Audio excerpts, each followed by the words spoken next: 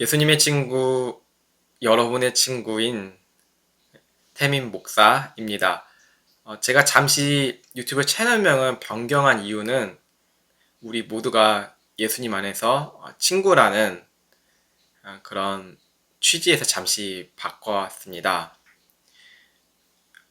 제가 목회자여서 또한 여러분이 속해 있는 목회자 분들이 좀 더 가까이 하지 못하는 경우들이 있죠. 그분들이 영향을 주시고 그리고 많은 분들이 이제 여러분이 아시는 많은 유명한 목회자분들도 영향력을 주시잖아요. 근데 그분들이 실수나 좀 더 도덕적으로 못한 일들을 보면 매우 실망하잖아요. 우리가 그분들을 예수님보다 더 높게 여기기 때문에 일어난 일이라고 봅니다. 우리가 물론 존중하고 상호 존중하고 서로 사랑하는 것은 분명히 맞으나 우리 예수님 안에 친구고 죄인 된 사람들은 모두 동일하기 때문에 우리가 그러한 마음, 그런 성경의 올바른 입각한 정신으로서 함께 생각해 보려고 채널명을 바꿨습니다. 다시 한번 인사드립니다. 예수님의 친구, 여러분의 친구, 태민 목사입니다. 분주하시죠? 되게 분주하시지 않나요? 연말에 느끼는 감정이에요. 분주하고 기분이 어수선하잖아요. 벌써 2024년이라니 말씀들을 하시죠. 이런 기분과 감정은 준비와 정리와 관련이 아주 깊어요. 어떠한 미래가 나에게 다가올지 모르니 준비를 하며 정리를 해야 해요. 인생은 준비를 해야 살아남을 수 있거든요. 준비는 곧 생존이라는 것이에요. 우리가 평생에 걸쳐 준비를 해야 되잖아요. 그 준비는 인간과 인간 사이에서 경쟁해야 함을 의미하거든요. 시험을 왜 준비하세요? 각종 시험이 있잖아요. 다양한 시험이 있잖아요. 왜 준비하세요? 경쟁해야죠. 여러분, 우리가 지구에 홀로 남아있다면 시험 준비할 것인가요? 전혀 준비하지 않죠. 아파트 청약 준비하시는 분 계시죠? 왜 하세요? 내가 붙고 상대가 떨어져야 하잖아요. 돈을 버는 것도 경쟁이죠. 그 경쟁에서 기업이 살아남고 우리 가정이 살아남기 위해서는 준비를 해야 해요. 살아남기 위해서요. 인간이 만들어 놓은 이 모든 시스템 속, 사회 속에서 준비는 자신을 의지하고 전적으로 내 자신만 집중하고 믿는 인간 타락의 결정체예요. 그로 인한 인간은 다른 동식물과 다르게 전혀 조화롭지 못하게 인간은 살아가고 있어요. 인간이 또 사상적으로 퀴어를 외치고 조화로운 삶을 외치고 동성애와 성소수자, 인종 간의 이런 것을 조화롭게 여긴다고 하지만 그것들로 인해 오히려 진통을 겪고 있는 사실을 아시죠? 인간은 전혀 조화롭지 못한다는 것을 동식물과 다르게 살아왔고 지금까지 있었다는 것을 의미하죠. 인간의 중심에는 뭐가 있기 때문에 그럴까요? 죄와 탐욕으로 인해 더 가지고 더 점령하고 뺏고 그러느라 전쟁 준비 상태로 늘 바쁘고 늘 긴장한 상태로 살아간다는 것이에요. 삶을 준비하는 것, 끝내는 것을 죽음이라고 사람들은 생각해요.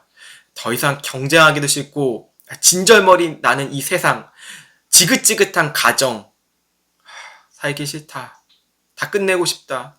시험도 떨어졌고 취업도 안 되고 결혼도 잘 안 되고 누구에게 나에게 다가오고 있는 사람도 없고 그냥 외롭다. 전화번호에는 연락한 사람도 별로 없다.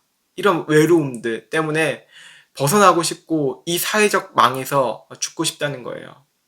죽음을 생각하고 준비한다고 해서 모든 게 끝이 날까요? 아닙니다. 이 생각의 염증을 치료할 수 있는 것은 저는 이사야서 2장 4절 이 본문을 통해서 우리가 생각해 볼 필요가 있고 묵상할 될 필요가 강력하게 있음을 주장합니다. 읽겠습니다. 그가 열방 사이에 판단하시며 많은 백성을 판결하시리니 무리가 그들을 칼을 쳐서 보습을 만들고 그들의 창을 쳐서 낫을 만들 것이며 이 나라와 저 나라가 다시는 칼을 들고 서로 치지 아니하며 다시는 전쟁을 연습하지 아니하리라. 전쟁 무기가 있잖아요. 농사기구로 바뀌는 일이 생겨요. 우리 인간은 원자력을 발전시켜서 인간의 치유의 목적으로 기반을 둔 것이잖아요. 하지만 인간의 죄악으로서 전쟁이 수단으로 무기로 바뀌어 버렸죠. 이거는 인간이 하고 발전하는 것들이 모두 그래요. 앞으로 일어날 일, 로봇, AI 이 모든 것들이 인간의 쾌락의 도구로 사용된 동시에 무엇으로 발전하죠? 전쟁 도구로 발전할 것입니다. 누구나 아는 사실이에요.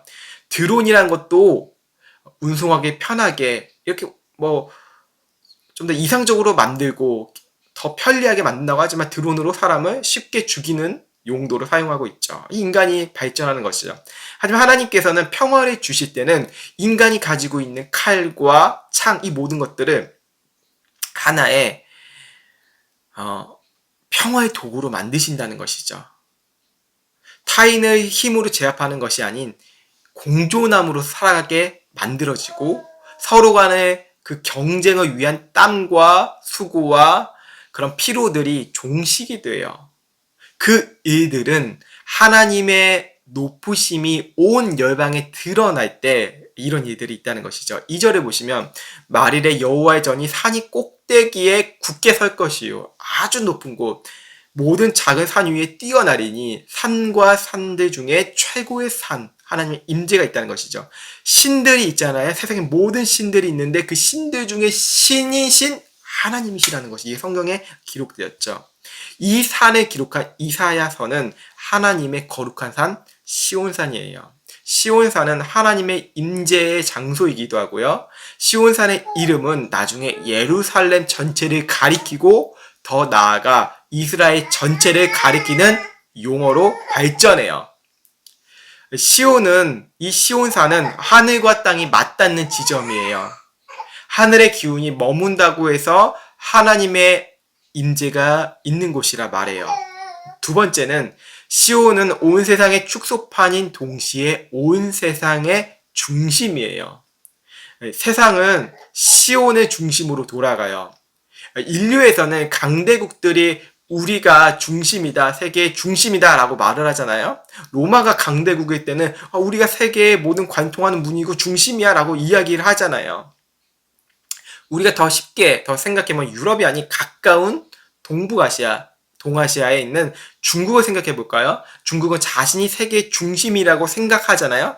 하지만 역사적으로 자신의 강인함을 찬양하며 노래했어도 자신의 나라들을 용비어천가와 비슷한 이런 노래들, 우리나라를 치켜 세우는 노래들로 군가를 만들고 아이들의 노래로 만들고 사람들의 노래로 만들어도 그 나라는 소멸했고 다시 다른 강대국이 치고 그 강대국도 소멸하고 반복되고 다시 살아나고 이런 일들이 반복돼요. 전쟁과 기근으로 무너지기도 하고요. 시온이 온 세상의 중심, 하나님의 임재가 온 중심이잖아요. 온 우주의 중심은 하나님의 임재, 하나님의 권능이라는 거죠.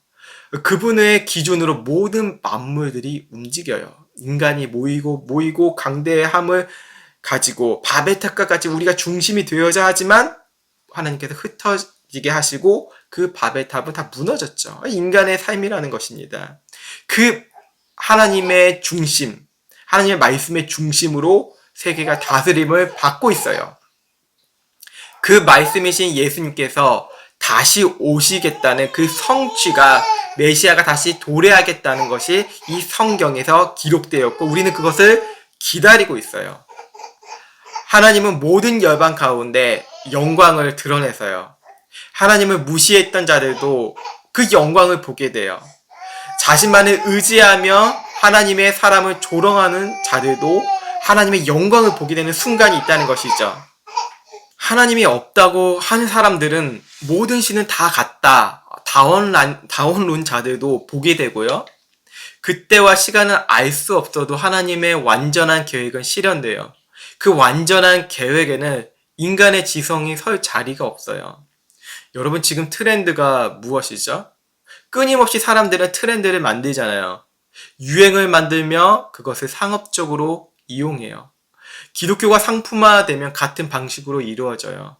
유행했던 신학들, 유행했던 예배, 유행했던 전도 방법들이 끊임없이 생산되었고 생산되고 있죠. 바로 인간의 지성적인 방식이 사람을 다스리고 정복하려고 한다는 것이죠. 인간의 지성적 힘으로 인간을 자유케 하지 않고 오히려 노예가 되도록 만들어요. 그 힘에 벗어나지도 못하도록 만든다는 것이죠. 여러분은 무엇의 힘에 이끌려 노예가 되고 있으신가요? 자력으로 성취해야 인정받는 노예들의 세상이 지금도 우리 모두가 숨쉬는 곳이에요. 야, 우리 스스로 힘을 다해서 살아야지. 너가 노력을 하지 않아서 그래. 너가 더 힘을 내지 않아서 그래.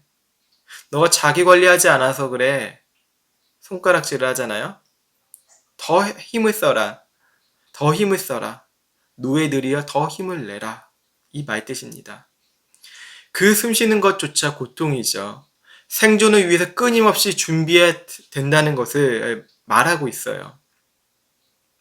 그래서 사람들이 열광하는 것이 있죠. 끊임없이 영화, 소설, 동화 같은 것들이 상상력을 동원하잖아요.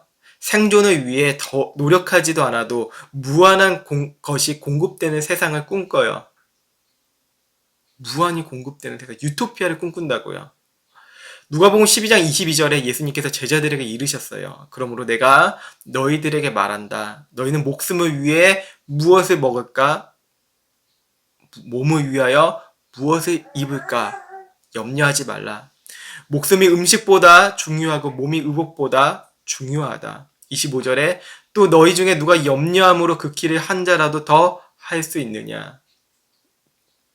예수님은 생존을 위해 끊임없이 준비하며 자기 영광을 세운 세상을 향해 말씀하셨어요. 이 말을 들은 제자들은 예수님을 자기의 이익의 도구로 생각해요. 서로 누가 크냐 다투고 결국엔 예수님을 배신하자. 말씀이 선포되었고 제자들은 그 말씀이 선포되었음을 가지고도 인간의 본성이죠. 이용한다는 것이에요. 하나님의 말씀을 자기 생존 도구를 위한 도구로 사용한 결과라는 것이죠. 하나의 트렌드가 되었다는 것이죠. 하나님의 말씀을. 우리는 이 말씀을 듣고 주님 뜻이 이루어지기 원합니다. 라는 우리의 정신과 생각을 모든 것을 던져야 해요. 하나님의 뜻이 옳습니다. 라는 것이 신앙입니다. 믿음입니다.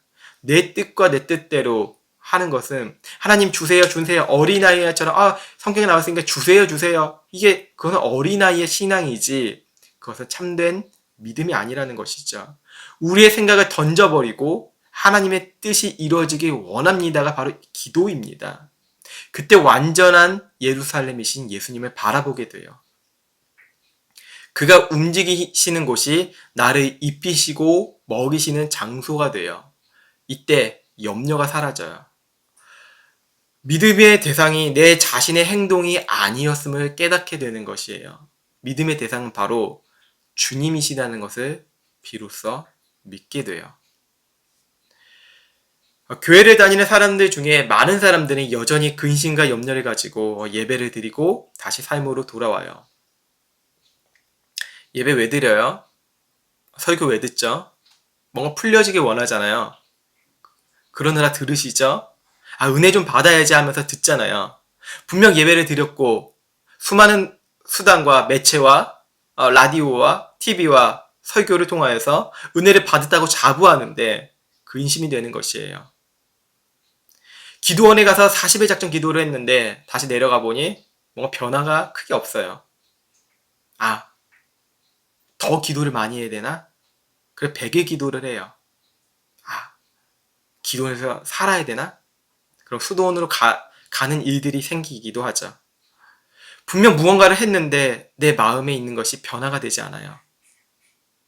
변화받는 척은 할 수 있어요. 감정에 동요되어 은혜 받은 척 할 수 있어요. 은혜 받았다고 하지만 금방 시들어버리죠. 더 큰 은혜를 받아야지? 그 은혜가 아니고 자기 감정을 예배하는 것이죠. 왜 이런 일이 발생할까요? 그 근본적인 이유는 우상 때문이에요. 우상. 자신이 세운 우상으로 하나님께 예배를 드리고 11조를 드리고 그리고 전도하고 차량 봉사, 김장김치 봉사, 크리스마스 준비를 하고 있다는 것이죠. 자신이 세운 우상으로 설교 준비를 하고 교우들을 대소사에 참여하고 신방할 수 있다는 것이죠. 사람은 화려한 우상을 쫓고 있다는 것이에요. 목회자들이 신학교에 간다고 하지만 무엇을 꿈꾸죠? 대형교회를 꿈꾸는 목회자들이 너무나 많습니다. 아닙니다. 낮은 곳에서 봉사하고 헌신하는 사람들도 있습니다. 물론 있습니다. 하지만 그 사람들조차도 마음을 들여보십시오. 자기 인정과 자기 영광을 받으려고 하는 모습들이 있습니다. 이것이 바로 우상입니다. 화려한 우상을 쫓고 있다는 것이에요. 본문 2장 6절의 이하를 세 번역 성경으로 읽어보겠습니다. 주님께서는 주님의 백성 야곱 족속을 버리셨습니다. 그들에게는 동방의 미신이 가득합니다. 그들은 블레셋 사람들처럼 점을 치며 이방 사람의 자손과 손을 잡고 언약을 맺었습니다. 그들 땅에는 은과 금이 가득하고 보화가 셀 수 없이 많습니다. 그들의 땅에는 군마가 가득하고 병거도 셀 수 없이 많습니다. 그들의 땅에는 우상들로 꽉 차 있고 그들은 제 손으로 만든 것과 제 손가락으로 만든 것에서 꿇어 엎드립니다. 절이나 종교 사원에 가보시면 많은 불상과 탱화들로 채워져 있어요. 불상을 단 위에 올려놓은 것을 보면 각각의 불상들이 의미가 있어요. 사람들이 만들었지만 그 안에 불교적인 철학, 종교적인 철학, 신앙을 담은 것들이 형상화된 것이에요. 그렇다면 그곳에 땅 밟기 하고 그곳에서 예배하면 그 우상들이 무너질까요? 전혀 아닙니다. 그것은 잘못된 열정이 자기를 태우는 것과 같습니다. 자, 우리 성경 하나님의 말씀이 우리를 이끄시고 중심이 되었다는 것을 생각해 보셔야 합니다. 꼭 그것을 믿으셔야 합니다. 자, 예배당을 볼까요? 교회 예배당에 출석한 사람들의 마음에 무엇이 있을까요? 절이나 종교 사원보다 더 마음에 우상들로 가득 채워져 있습니다. 예배를 드려도 마음에 우상이 꽉 차 있는 상태로 예배를 드려요. 예수님을 쫓지 않고 우상을 쫓아가며 세상의 유행과 트렌드를 숭배한다는 것이죠. 우리 아들 잘 되게 해주시고 우리 건강하게 해주시고 뭐든지 우리 땅 잘 되게 해주시고 땅이 확장되게 해주시고 우리 땅이 길이 터져서 고속도로가 지나갈 수 있는 축복의 통로가 되게 해주시고 제가 그것을 통해서 하나님께 영광을 돌리겠습니다. 이런 기도를 해요. 겉으로는 하나님, 예수님, 성령님을 이야기하고 교회의 말을 질비하게 늘려놓고 나눠요. 하지만 마음으로는 자기를 세워나가는 우상을 품고 있다는 것이죠. 모든 우상들이 마음에서 생기는 것은 하나님의 존재 자체를 부인하는 거예요. 우린 계속 하나님을 부인하며 예배를 드렸습니다. 예배합니다. 무엇을 예배하죠? 나의 우상을 예배하죠. 찬양합니다. 나에게 즐거움을 줄 수 있는 걸로 응답해 주세요. 감정적으로나 내 정신적으로나 하나님이 아닌 다른 것으로 채우겠습니다. 라는 것이죠. 하나님을 떠난 삶, 부인하는 삶을 무엇이라고 하냐면 교만이라고 합니다. 참 무서운 단어입니다. 하나님보다 자신이 높다는 것을 믿는 확실한 믿음이 교만입니다. 이 교만은 교회 밖에서 찾지 말고 우리의 마음에 교회를 다닌다고 자부하는 사람들에게 있다는 것이죠. 우리는 세상 사람들이 향해서 손가락질을 하면서 야, 너 교만하다. 그러니까 하나님 안 믿지. 이렇게 말은 하나 진짜 교만은 우리의 손가락과 우리의 마음에 있다는 것입니다. 성경이 블레셋, 아수르, 페르시아 중심적인 이야기가 아니잖아요. 하나님을 예배한다는 그 타락한 이스라엘 백성들을 향해서 하나님의 진노하심이 쓰여져 있고 회복하심과 그리고 성취하심, 메시아 성취가 있다는 것이 바로 이스라엘 역사입니다. 이것을 향해 쓰여졌다는 것, 우리를 향해 우리의 우상들을 향해서 쓰여져 있다는 것도 같은 맥락으로 보시면 됩니다. 이사야 2장 13절에 레바논을 대표하는 백향목이 등장해요. 백향목은 울창하고 무성하게 자라요. 너무너무 광대하게 자란다는 것이죠. 그래서 보통 화려함과 웅장함을 상징해요. 하지만 반대로 부정적인 의미에서 인간의 교만함을 이 백향목이 의미예요. 하나님의 날이 이르면 인간의 아름다움과 교만을 상징하는 이 나무들은 진노와 심판을 받아 낮아진다고 해요. 이사야서 2장에서는 타락하고 죄가 넘치는 열방의 교만은 낮아진다고 해요. 인생의 우상을 숭배하고 삼고 준비했던 것들이 하나님의 영광에 의해 시들어가요. 자, 여러분.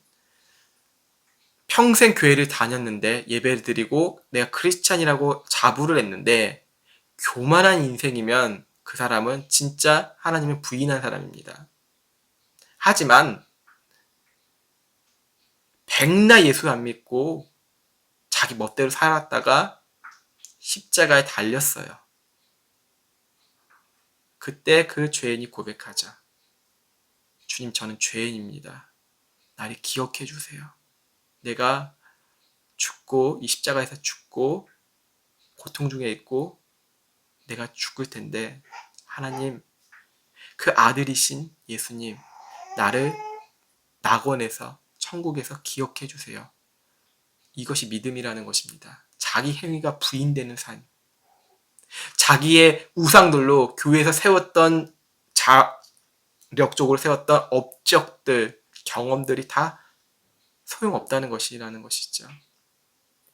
12절에 보시면 대저 만군의 여호와의 날이 모든 교만한 자와 거만한 자와 자고한 자에게 임하리니 그들이 낮아지리라. 17절에는 그날의 자고한 자는 굴복되며 교만한 자는 낮아지고 여호와께서 홀로 높임을 받으실 것이요.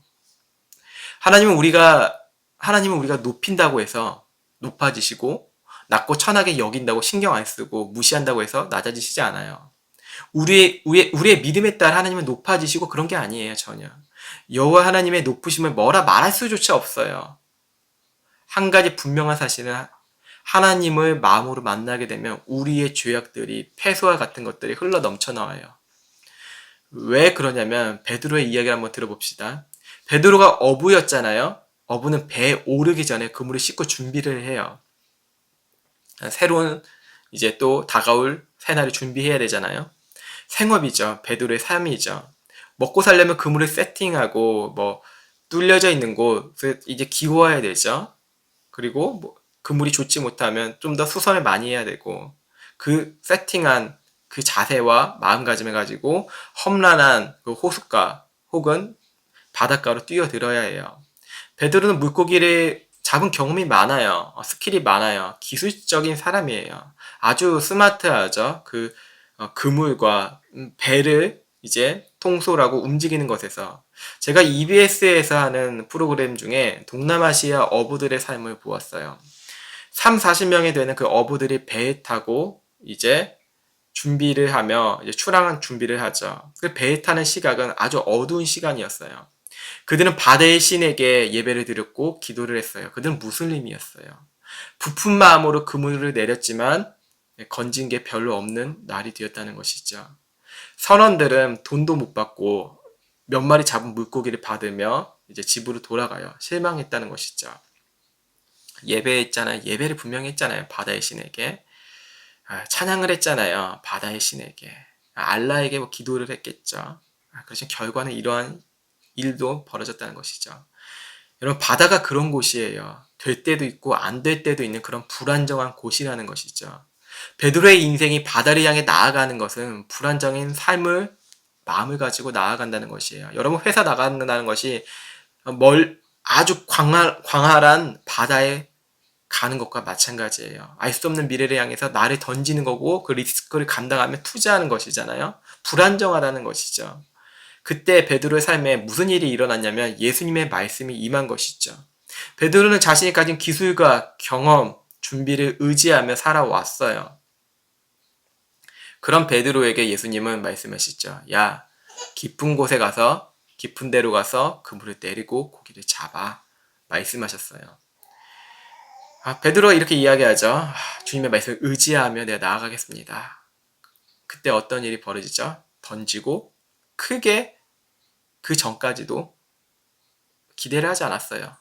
자신의 경험이 우선이었거든요. 인간은 그래요. 그렇게 던지고 보니 그물이 찢어질 만큼 고기가 잡혔어요. 그래서 동료들을 막 불렀죠.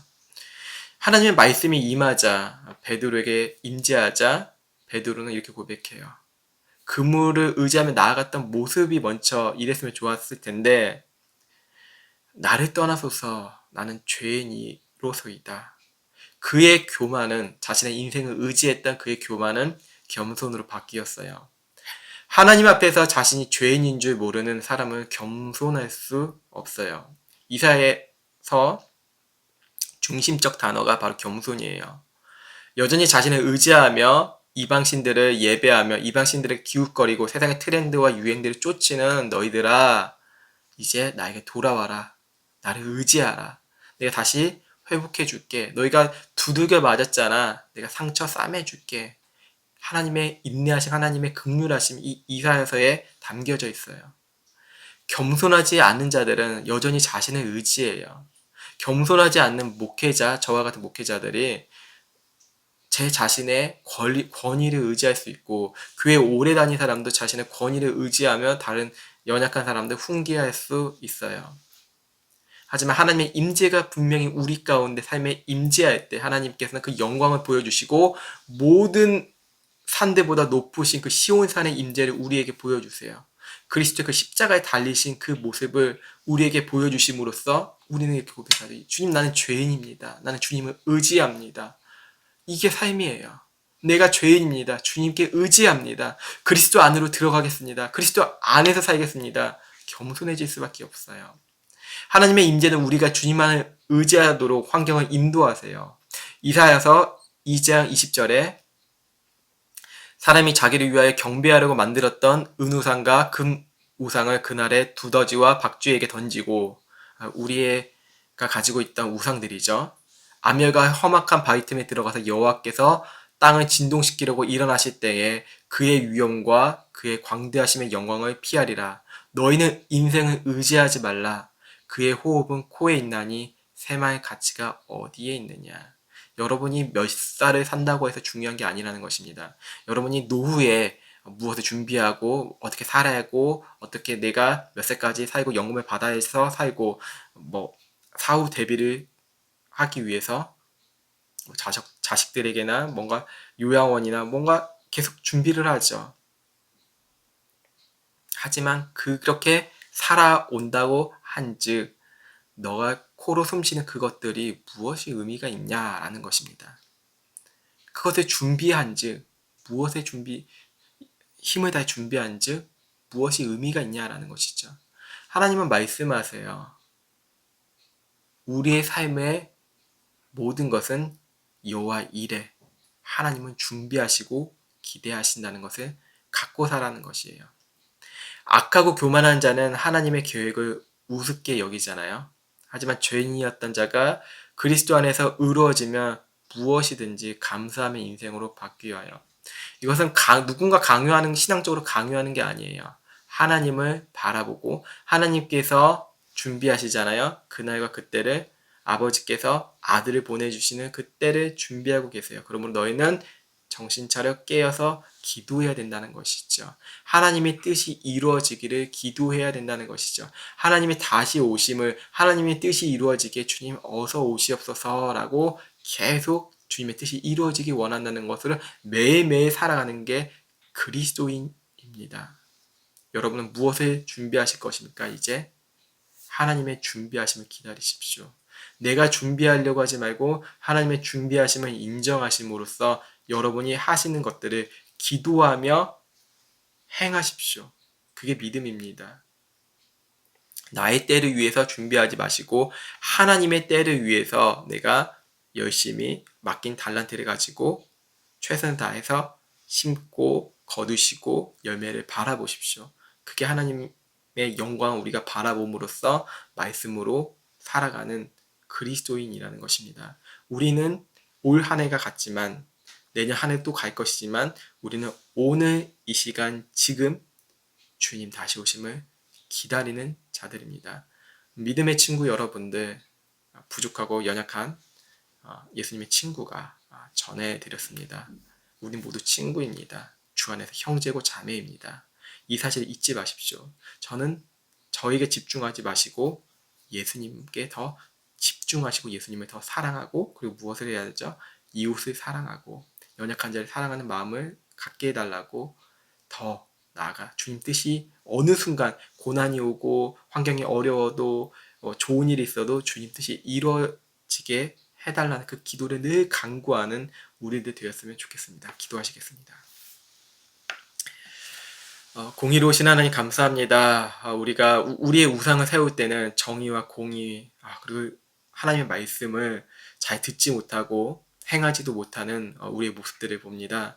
하나님께서 우리에게 말씀하신 그 겸손한 자세를 잘 행할 수 있도록 도와주시옵소서. 우리가 겸손한 척을 하면서 다른 사람을 높이고 다른 사람에게 잘한다고 이렇게 다른 사람이 인정해도 우리의 마음은 그러한 척만 하였을 뿐입니다. 우리는 겸손한 척만 하였고 진짜 하나님을 잘 모르고 하나님 앞에서 진정으로 내가 죄인인 줄 모르고 기고만장해서 살았음을 고백합니다.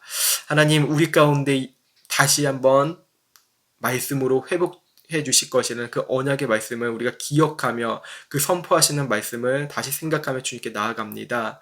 하나님 우리에게 무너졌던 마음 그 모든 것들을 그리고 또 우리가 세우려고 했던 그 우상들을 태워주시고 예수님의 말씀하신 그 성령의 능력으로 우리가 하나님의 형상대로 더 발전하게 하여 주시고 성화되게 하여 주시옵소서. 우리가 어느 순간에 힘들고 어려웠고 지친 순간에도 하나님의 뜻이 분명히 있을 것이라는 그 기대함과 기도함으로써 믿음을 더하여 주시옵시고 믿음 없는 우리에게 믿음을 더하여 주시옵소서. 믿음의 친구들에게 삶의 모든 지경에 나이가 많든 적든 그리스도 안에 한 형제고 자매고 친구이오니 주님 우리 이 친구들이 손에 붙잡고 하나님을 향해 하나님 나를 향해 걸어가고 나그네된 삶을 살아가는 우리 될 수 있도록 주님 축복하여 주시옵소서. 모든 존귀와 영광을 주님께 올려드립니다. 높으시고 영화로우신 살아계신 예수 그리스도의 이름으로 기도드립니다. 아멘.